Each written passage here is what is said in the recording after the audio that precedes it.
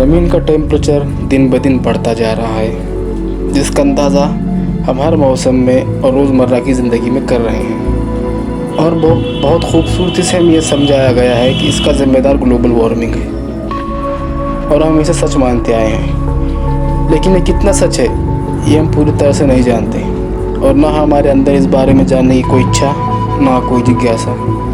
क्योंकि कारखाने से निकलने वाला जहरीला पानी, जहरीला धुआं हवा और पानी को किस तरह से आलूदा करता है, हम अपनी आंखों से देख सकते हैं और अच्छी तरह समझ सकते हैं। बसों से, कारों से, बाइक से निकलने वाली गैस हमें कुछ देर के लिए मुतासिर करती है, कुछ देर के लिए अफेक्ट करती है।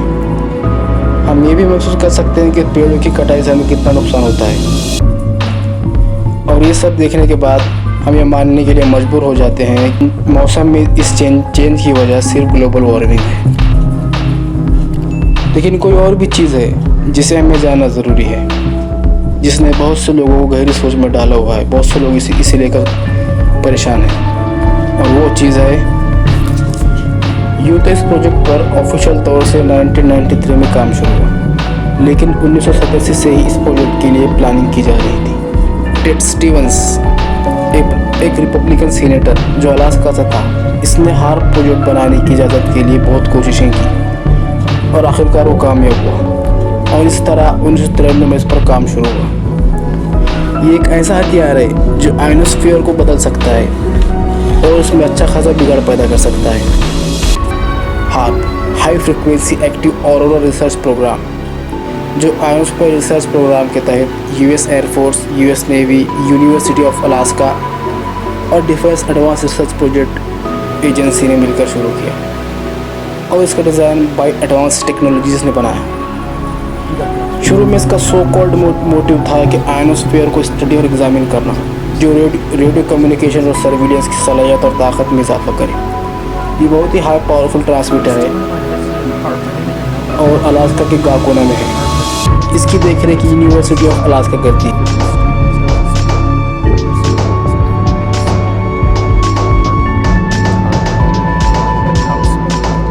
आयनोस्फेरिक रिसर्च इंस्ट्रूमेंट यानी कि IRI और हाई फ्रीक्वेंसी बैंड पर काम करता है।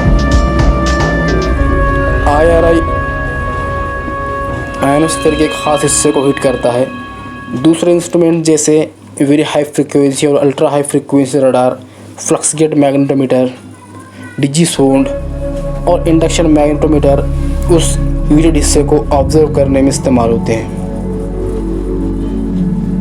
हार प्रोजेक्ट 3.6 माइक्रोवाट सिग्नल भेजता है, जो हाई फ्रीक्वेंसी बैंड के 2.8 to 10 मेगाहर्ट्ज़ हिस्से से आयनोस्फीयर में जाता है। ये सिग्नल हमेशा 24/7 जारी और सारी रहते हैं। High frequency receiver, very high frequency और ultra high frequency radar, optical camera, ये एसोसिएट इंस्ट्रूमेंट्स हैं।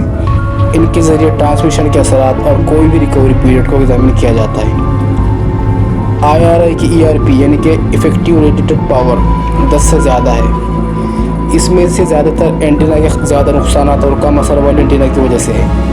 जैसे कि हम जानते हैं, ये 2.8 to 10 मेगाहर्ट्ज़ तक ट्रांसमिट हो सकता है, जो इसकी फ्रिक्वेंसी रेंज है।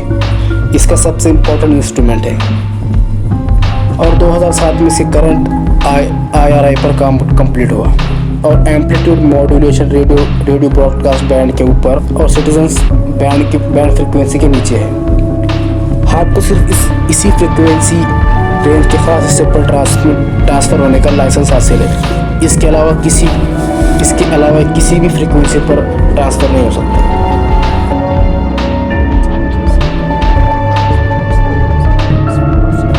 जब IRI ट्रांसमिट होता है, तो ट्रांसमिट सिग्नल की बैंडविड्थ 100 किलोहर्ट्ज़ से कम होती है। कंटिन्यूअस वेव्स में 10 माइक्रोसेकंड से कम ट्रांसमिट करता है। कंटिन्यूअस वेव्स ट्रांसमिशन आमतौर पर आयनोस्फीयर करेक्शन के लिए इस्तेमाल होता है, और डिफरेंट पल्स में ट्रांसमिशन को बार बार दोहराया जाता है।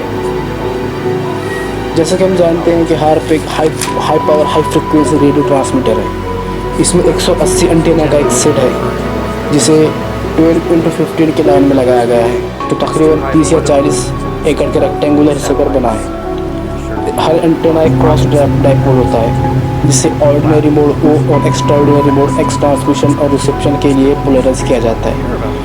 दो हिस्सों में बना हुआ डाइपोल के हर हिस्से को खास तौर पर बनाया गया है और इसे खास डिज़ाइन किया गया है। इसे कस्टम बिल्ड ट्रांसमीटर के जरिए ऑपरेट किया जाता है, जो बहुत कम डिस्टॉर्शन लेवल पर होता है। आयोस्फेरिक स्टडी के दौरान ट्रांसमीटर सिस्टम के जरिए तैयार हुई एंटीना एरे में पहुंचाया जाता है, जो ऊपर की तरफ 70 से 350 किलोमीटर पर होता है। 70 से 350 किलोमीटर।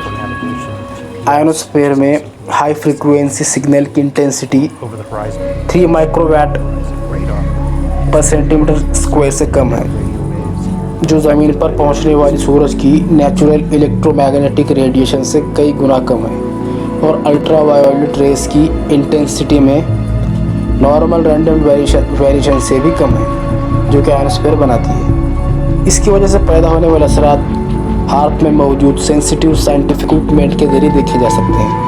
ये ऑब्जर्वेशन सोलर एनर्जी के रिलेटेड इंटरैक्शन में प्लाज्मा के डायनामिक्स के बारे में मालूमात दे सकते हैं। हार्प टीम के मुताबिक आयोनोस्फीयर में जो कुदरती प्रोसेस होता है, इसकी स्टडी हार्प के जरिए बहुत अच्छे से की जा सकती है।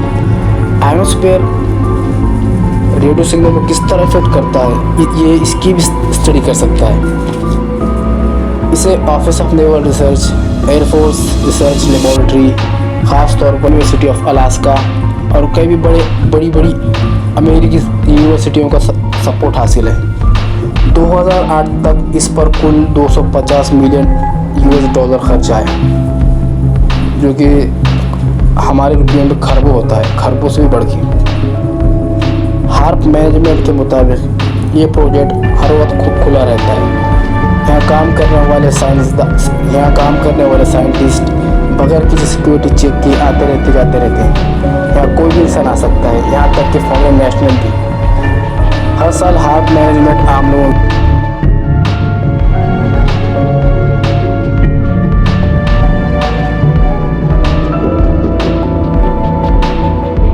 काम करने वाले साइंटिस्ट बगैर किसी सिक्योरिटी चेक के आते रहते जाते रहते हैं। यहाँ कोई भी इंसान आ सकता है, यहाँ तक कि फॉरेन नेशनल भी। हर साल हार्प मैनेजमेंट आम लोगों के लिए इसको खोलता है, ताकि आम लोग भी इसे आकर अच्छी तरह से देख सकें। और यहाँ से रेगुलर रिसर्च जर्नल हमेशा पब्लिश होते रहते हैं, जैसे कि जियो फिजिकल रिसर्च लेटर और journal of physical research. In journals को अमेरिकी डिफेंस रिसर्च लेबोरेटरी अमेरिका ने तैयार किया होता है।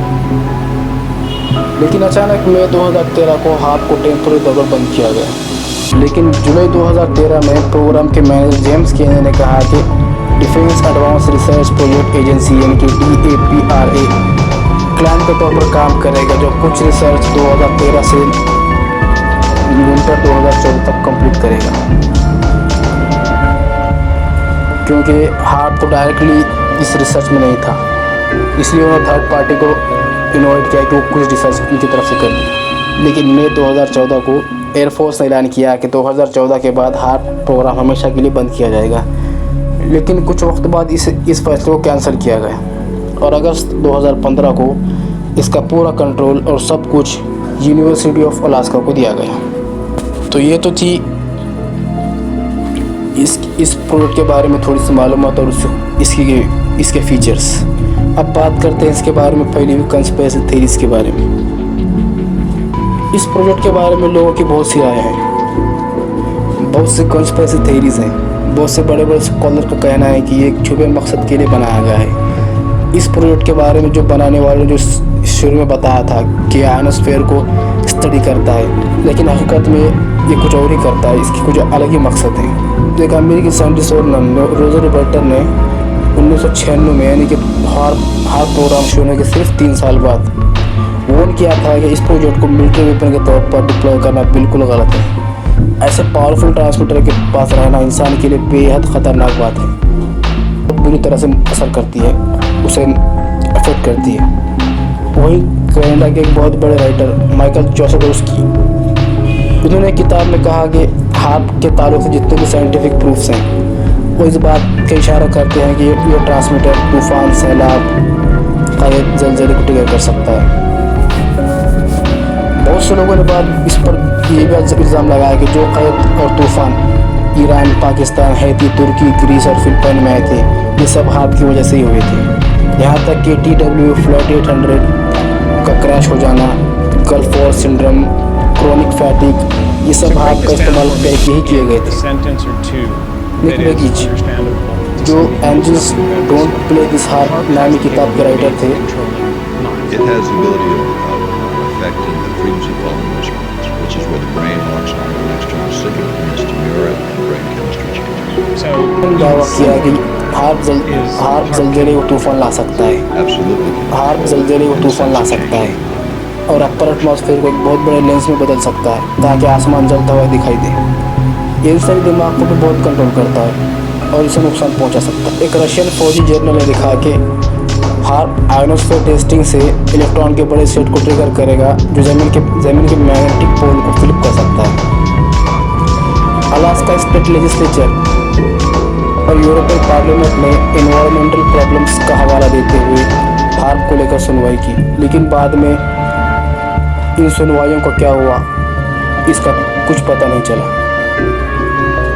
नवंबर 2016 में ड्रग्स के इल्ज़ाम में गिरफ्तार जॉर्जिया के 2 लोग हार्प के बारे में इस तरह की कंस्पिरेसी थ्योरीज की वजह से बहुत परेशान थे। उन्होंने हार्प के खिलाफ साजिश रची। इन लोगों के पास बहुत बड़े पैमाने पर हथियार थे, जिसमें AR-15 राइफल, कई ग्लॉक्स, एक रेमिंगटन राइफल और हज़ारों राउंड्स। लोकल पुलिस के मुताबिक ये हार्प को ख़त्म करना चाहते थे, क्योंकि उनका कहना था कि इसकी वजह से जब मौसम में हेरफेर होती है, इसमें बिगाड़ होता है और इससे इंसानों का दिमाग कंट्रोल होता है और ये लोगों की आत्माओं को भी फंसा लेता है।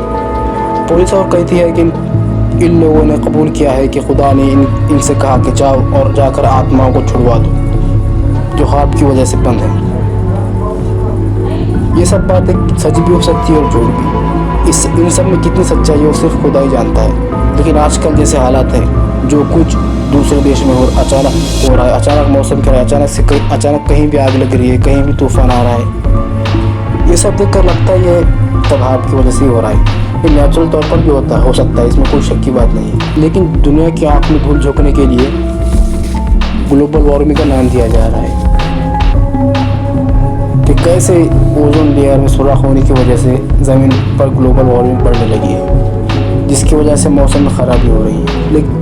लेकिन हकीकत में हार्प के ज़रिए सब किया जा रहा है। 2010 में तबाही जापान में आई थी। कहा जाता है कि ये सब हार्प ही कारस्ते हैं, क्योंकि जापान ने अमेरिका के किसी प्रपोजल को ठुकरा दिया और अमेरिका ने बदले की भावना में ही ऐसा किया, ऐसा बहुत से थिंकर्स का कहना है।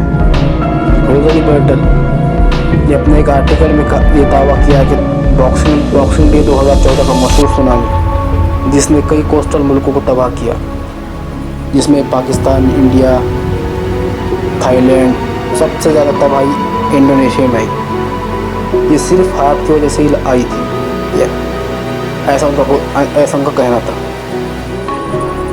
यहाँ वक्त की कमी होने की वजह से सिर्फ कुछ ही मिसालें दी गई हैं। इसकी मिसालें बहुत सी हैं जो नेट पर पड़ी हुई हैं, आप चाहे तो इसे देख सकते हैं। आखिर में ये कहना चाहूँगा कि हार्प एक ऐसा हथियार है जो आयोनोस्फीयर में काफ़ी हद तक दौड़ कर सकता है, जिसके नतीजे में बहुत सी तबाही आ सकती है। और आजकल के माहौल को, आज के हालात को देखते हुए, समझते हुए और यहूदियों की नज़र रखते हुए मुझे इस बारे में अभी तक के किए गए सभी दावे सच ही लगते हैं। तो ये थी हार्प के मुताबिक कुछ बातें। ये सब आपको कैसी लगी हमें कमेंट करके ज़रूर बताएं। आज के लिए बस इतना ही, मिलते हैं फिर किसी वीडियो में।